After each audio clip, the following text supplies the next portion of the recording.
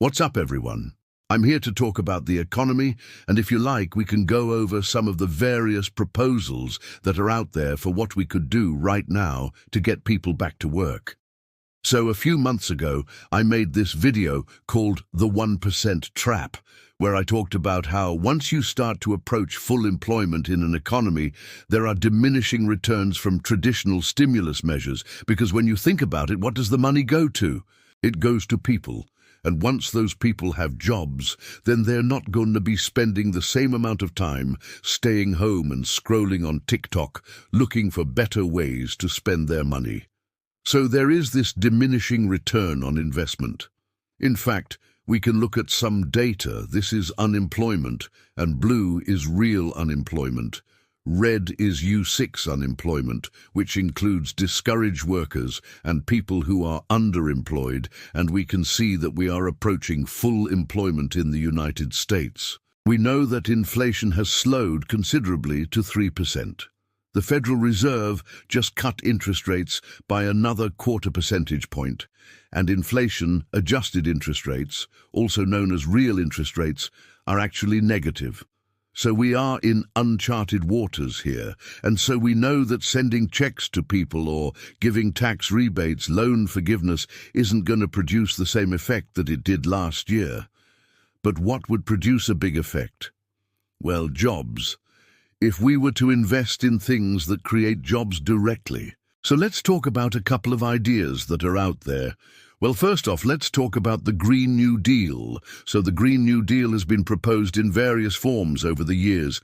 The basic premise is we spend money creating government jobs to improve environmental quality. There's a couple of different versions. One version says, okay, we're going to spend money on solar panels and windmills and electric cars, and we're going to create jobs by having the government install these things and to build the infrastructure to support these industries. Other versions say, well, let's use that money instead to give direct cash grants to individuals or even direct cash payments to states to create state jobs. So any one of those, anything that puts people to work, improving the environment, could be a good thing. We know that if you take people who are sitting at home collecting unemployment, give them a job, they're going to spend more than they save. Now, there's two reasons for this. First off, they're going to be spending all of that income. They don't have to worry about saving because they have a safety net, but they're going to be working hard to make sure they keep their job.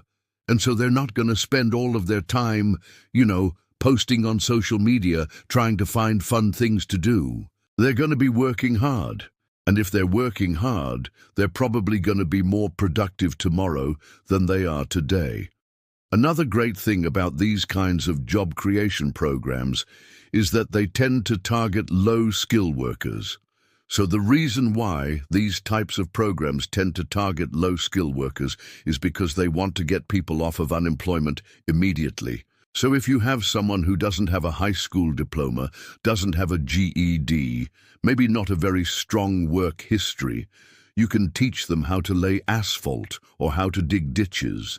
You can teach them how to plant trees or tear down old buildings, renovate public housing.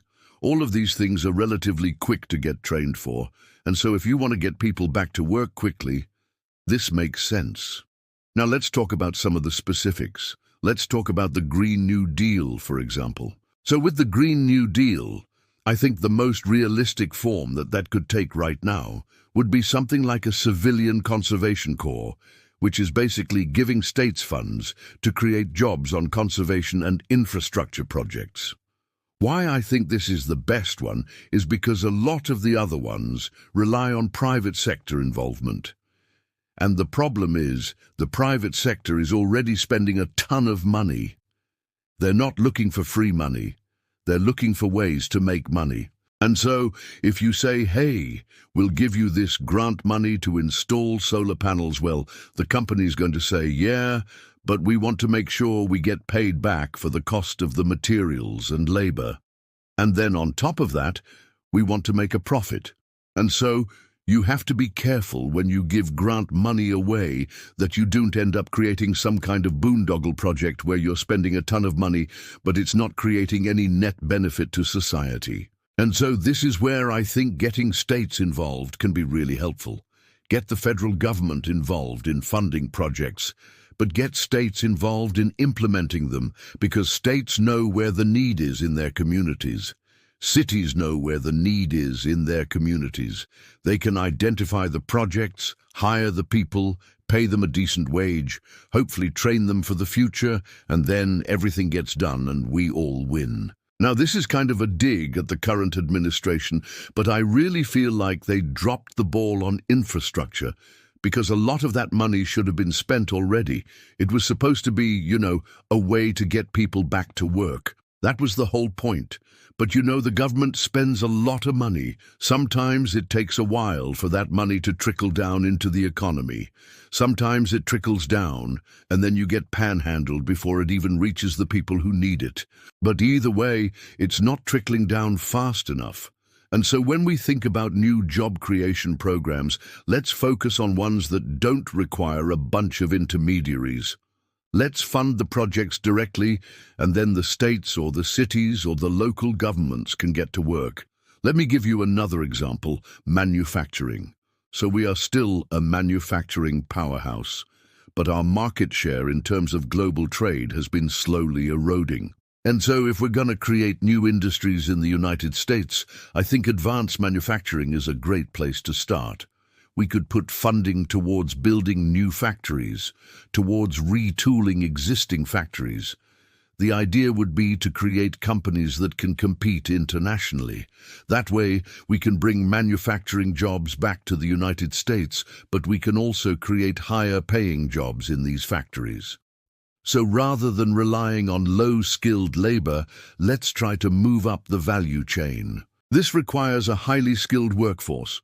But we have a lot of people who are graduating with STEM degrees every single year.